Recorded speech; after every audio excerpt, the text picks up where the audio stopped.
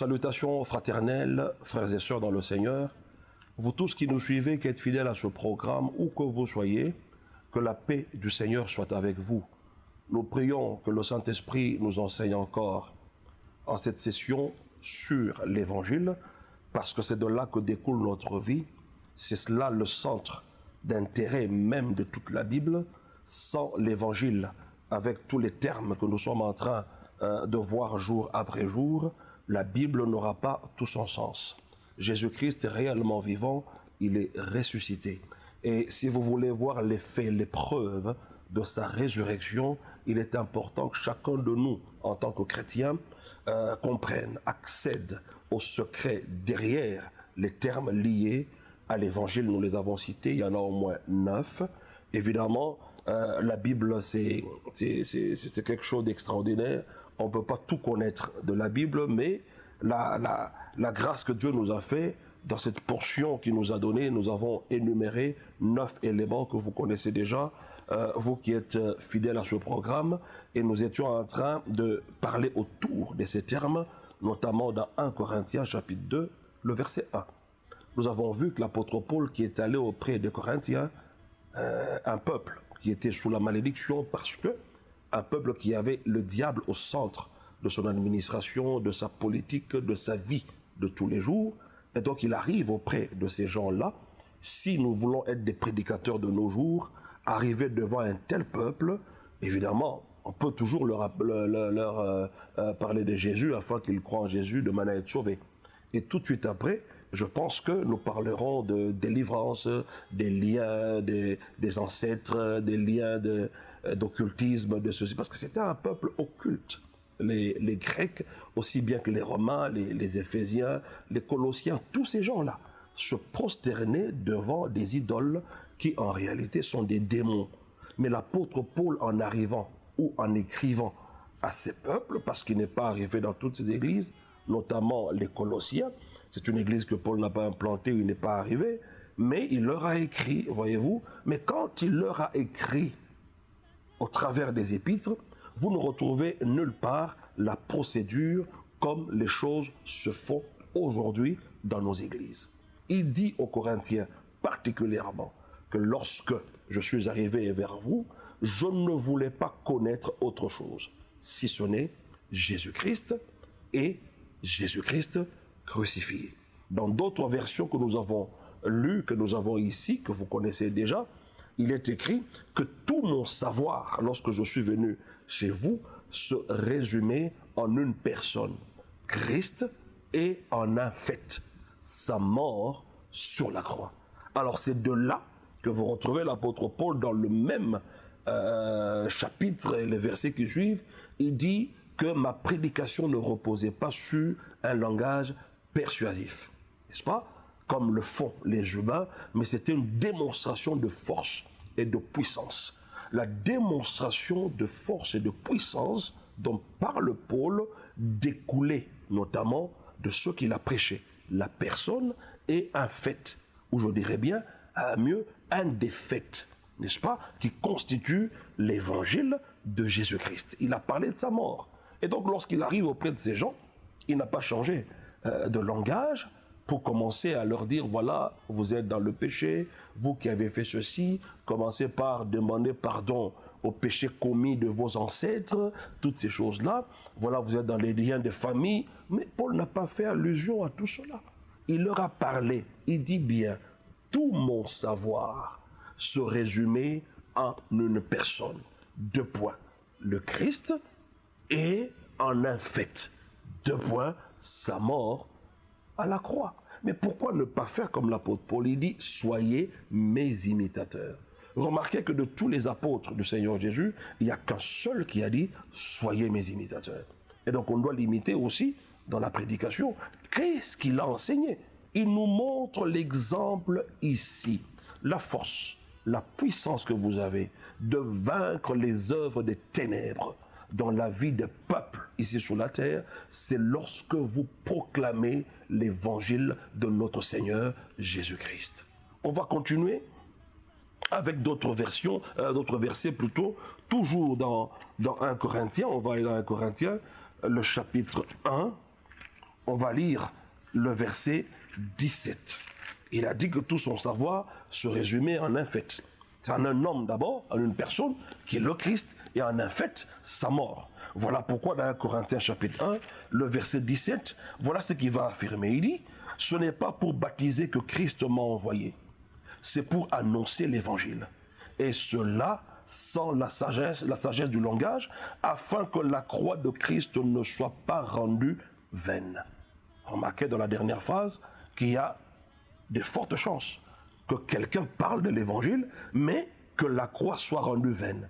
Ça veut dire qu'il n'y ait pas d'impact réel dans la vie des gens parce qu'il n'a pas enseigné la croix ou prêché la croix avec la sagesse de Dieu, mais avec une sagesse humaine. C'est ainsi que j'insiste sur un fait, mes chers frères, nous devons sortir des histoires de la Bible, mais vivre la vie qui est derrière les Écritures. Voyez-vous, lorsqu'on parle de la croix, on ne prêche pas seulement la croix pour nous rappeler de ce que Jésus a fait pour nous. Non, nous prêchons la croix aujourd'hui comme une puissance de mort et de vie. Ça veut dire notre mort en Jésus-Christ et notre vie en lui au travers de la résurrection. Il dit, ce n'est pas pour baptiser que Christ m'a envoyé, mais c'est pour prêcher l'évangile. Ici, l'apôtre Paul ne minimise pas le baptême d'eau par immersion, mais il parle spécifiquement de l'essentiel qu'il était censé apporter au peuple de Corinthe pour que ces gens-là voient l'amour de Dieu, les compassions de Dieu, ses grâces, et qu'ils passent de la mort à la vie, de la malédiction à la bénédiction. Il précise que pour que vous viviez ces choses, il dit, Christ m'a envoyé spécifiquement pour prêcher l'évangile. Sinon, la croix serait vaine. Je vais prendre la version, le livre. J'aimerais vraiment que nous prenions toutes ces versions de manière à ce que nous arrivions à bien comprendre les faits et bien les interpréter.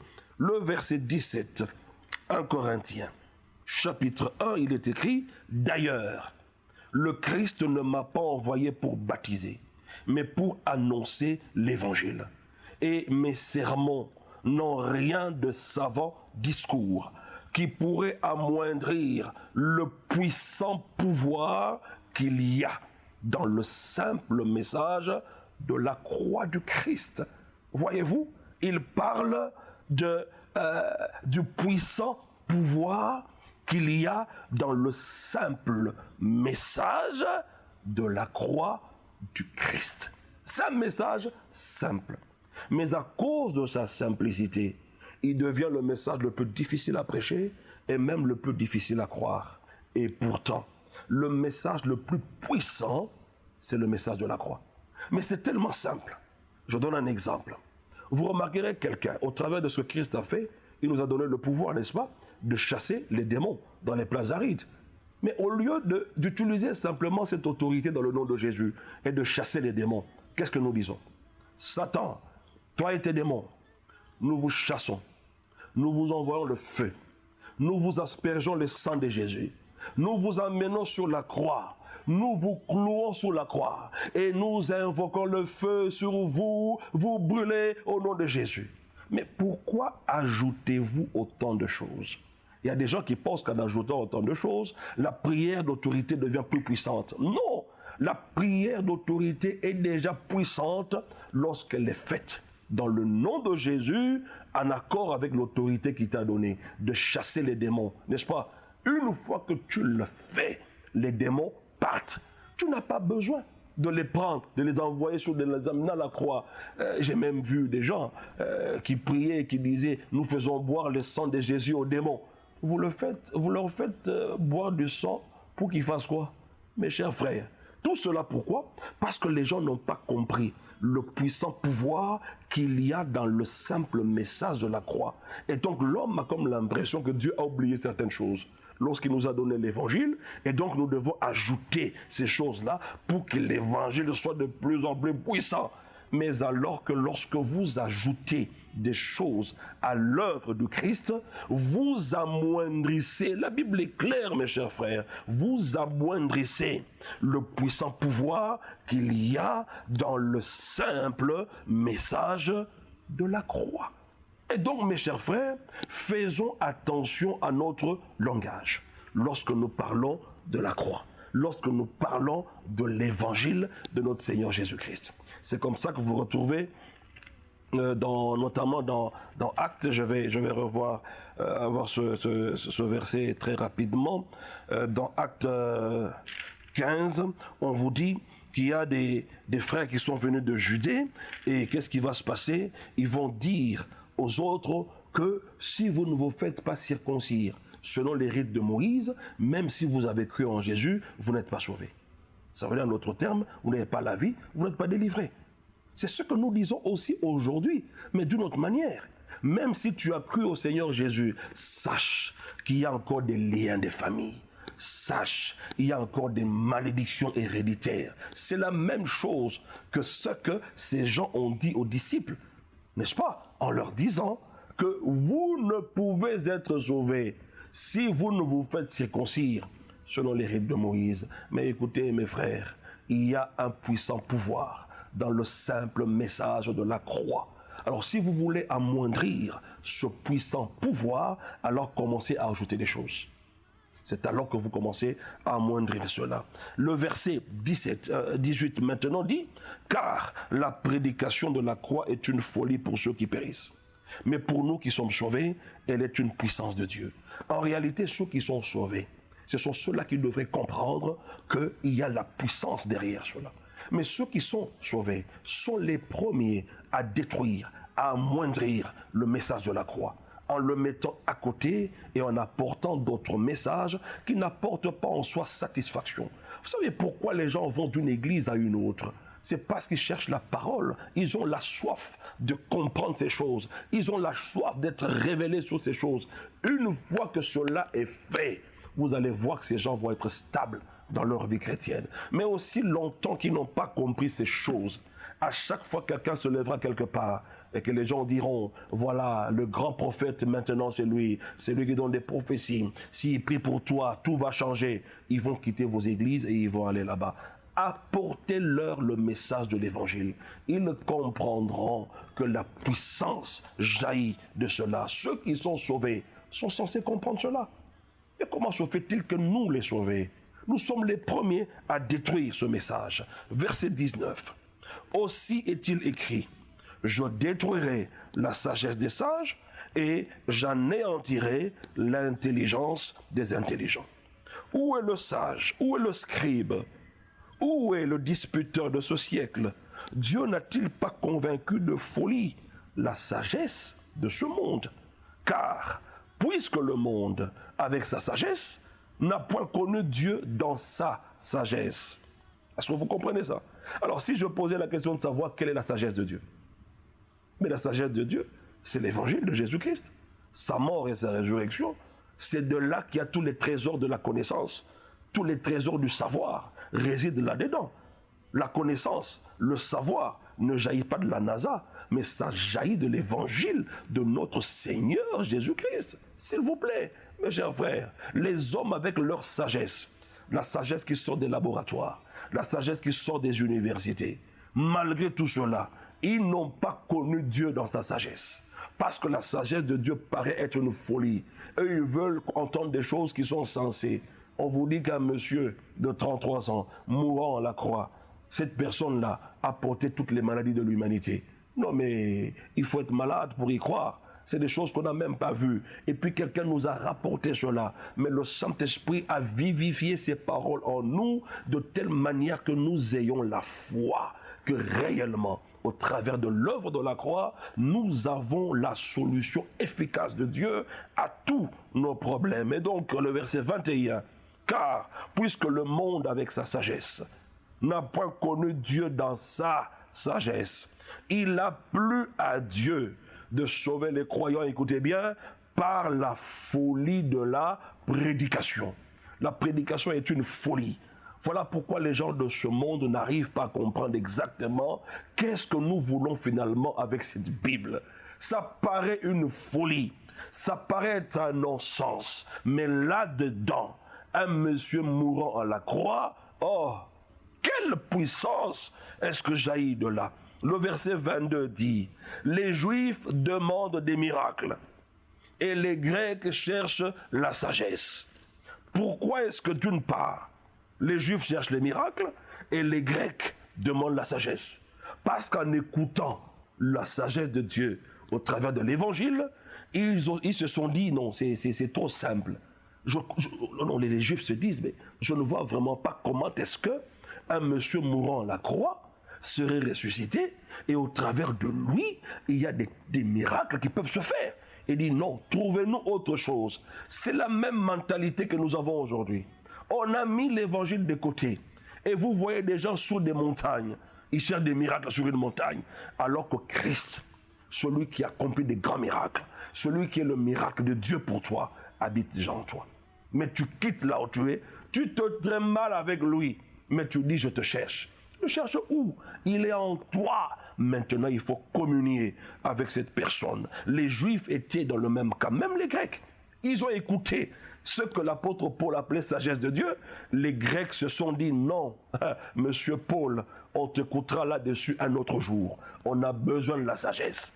Ça veut dire la sagesse de ce monde ne peut pas comprendre la sagesse de Dieu. Parce que ce que Dieu appelle sagesse, ce sont des choses qui vont complètement à l'encontre de ce que vous pensez. Et lorsque la Bible dit que par ces meurtrissures, nous avons été guéris, comment des blessures peuvent guérir quelqu'un? Il y a de quoi se dire que c'est une folie. Lorsque Colossiens chapitre 2 dit qu'il a dépouillé les autorités et les a livrées publiquement en spectacle, en triomphant d'elles par la croix. Mais ça paraît être une folie, mais la croix c'était une faiblesse. Mais remarquez que la faiblesse de Dieu a eu raison sur le diable. Le diable a été vaincu au travers de la faiblesse de la croix. La magie, l'occultisme de l'Égypte a été vaincu simplement en mangeant un agneau à la hâte, et puis ils sont sortis, ils sont partis. Ils les ont vaincus complètement. Mes chers frères, cette œuvre-là de la croix, si tu veux la comprendre avec ta tête, tu ne comprendras jamais. Tu n'auras jamais accès aux secrets de vie qui sont derrière cette œuvre-là. La Bible, écoutez, je voudrais lire ça dans la version Le Livre, et nous allons encore mieux comprendre ce que le Seigneur veut nous dire par là. Je commence à partir du verset 18. 1 Corinthiens, chapitre 1 toujours. Verset 18, il est écrit, « Je sais très bien que ce langage est une folie pour ceux qui sont perdus. Pour eux, c'est une folie de dire que Jésus est mort pour les sauver. C'est une folie pour eux. Mais pour nous qui sommes sauvés, ce message est la puissance même de Dieu. Car Dieu dit, je détruirai tous les plans de salut proposés par l'homme, aussi sage soit-il. Je ne tiendrai aucun compte des meilleures idées des hommes, même des plus intelligents. Il n'y a pas un autre moyen de salut que ce que Dieu nous présente au travers de l'Évangile. Mes chers frères, vous pouvez beau être dans n'importe quelle religion. Vous savez, il y a des gens qui vous disent par exemple, non mais telle religion, eux aussi ils prient Dieu quand même. Non, si vous n'êtes pas né de nouveau en croyant en Jésus-Christ, mes chers frères, vous n'êtes pas sauvés. Vous n'êtes pas sauvés. Dieu ne tiendra pas compte de vos propres moyens de salut. Il ne tiendra pas compte, il dit ici, des intelligences des hommes les plus intelligents qu'ils soient. Et le verset 20 continue en disant, que dire de ces sages et ces érudits, de ces brillants orateurs du monde? Dieu a voulu montrer que leur sagesse n'est que folie. Car le monde n'a jamais pu trouver Dieu au travers de l'intelligence humaine. Dieu, on ne le trouve pas avec sa tête. On trouve Dieu par révélation. Vous devez aspirer à cela. Alors, Dieu a intervenu de cette façon pour sauver tous ceux qui ont cru à ce message que le monde qualifie de ridicule et d'insensé. Est-ce que vous comprenez que ça ne date pas d'aujourd'hui? Depuis l'époque de l'apôtre Paul, il y a des peuples qui pensaient que le message de la croix est un message ridicule et insensé. Voilà pourquoi ce message n'est jamais prêché dans l'Église. Vous comprendrez que si ce message est au centre de l'Église, alors vous êtes en train de prôner Vous êtes en train de proclamer votre victoire. Et au travers de ce message-là, le diable ne peut pas tenir au milieu de votre assemblée. Mais lorsque nous ne sommes que dans les choses pour lesquelles les gens se battent à gauche, à droite, avoir l'argent, avoir des mariages, le travail, nous sommes d'accord avec toutes ces choses. Mais écoutez, dans cet enseignement, nous voulons placer chaque chose à sa place. Nous voulons vous faire comprendre quel est l'essentiel de Dieu, duquel découle tout ce que vous recherchez ici sur la terre. Le verset 22 dit, « Ce message est une folie pour les Juifs, parce qu'ils veulent un miracle du ciel, leur prouvant que ce que nous annonçons est vrai. Et il est une folie pour les non-juifs, c'est-à-dire les Grecs et tous les autres, parce qu'ils ne croient que ce qui leur paraît sage et qui s'accorde à leur philosophie. » Mes chers frères, on a lu ça dans la version Louis II, on dit les Juifs demandent des miracles et les Grecs cherchent la sagesse. C'est exactement comme plusieurs d'entre nous aujourd'hui. Ils vont à l'église pourquoi? Pour chercher telle chose. Et lorsque le pasteur parle de l'œuvre de la croix, ils pensent qu'au travers de ce message, le pasteur n'a pas touché leurs besoins. Voyez-vous, mes frères, les apôtres ont répondu comment? Oui, vous cherchez les uns les miracles, les autres la sagesse. Il leur répond comment? Nous prêchons Christ crucifié. Scandale pour les Juifs, folie pour les païens, mais puissance de Dieu pour quiconque croit. C'est-à-dire, peu importe ce que vous cherchez. En fait, tout ce que vous cherchez là, sagesse, miracle, mariage, toutes ces choses résident dans une seule personne. Voilà pourquoi les apôtres ont répondu en disant, nous prêchons Christ crucifié. Scandale pour les Juifs, folie pour les païens. Parce que nous avons compris que tout ce que le monde cherche se retrouve dans une seule personne, Jésus-Christ de Nazareth. Alléluia. Quel message! Que Dieu soit loué. Je reprends le verset 22. Ce message est une folie pour les Juifs parce qu'ils veulent un miracle du ciel, leur prouvant que ce que nous annonçons est vrai. Et il est une folie pour les non-Juifs parce qu'ils ne croient que ce qui leur paraît sage et qui s'accorde à leur philosophie. Aussi, lorsque nous annonçons que le Christ est mort pour les sauver, les Juifs sont scandalisés. Et les non-Juifs disent que c'est une absurdité. Je reprends le verset 23. Aussi, lorsque nous annonçons que le Christ est mort pour les sauver, les Juifs sont scandalisés. Et les non-Juifs disent que c'est une absurdité. Aussi, lorsque nous annonçons qu'au travers de l'Évangile, lorsque vous croyez en Jésus, vous êtes délivrés, il y a certaines personnes qui disent que c'est une absurdité.